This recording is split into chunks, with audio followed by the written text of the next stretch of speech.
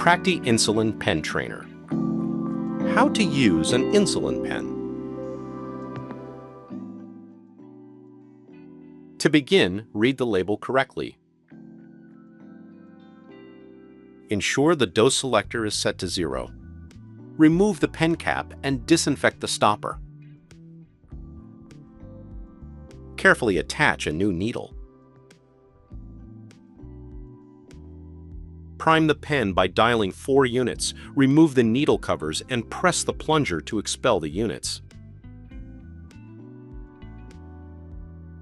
Now dial the prescribed dose, in this case 8 units, disinfect the injection site and allow to dry.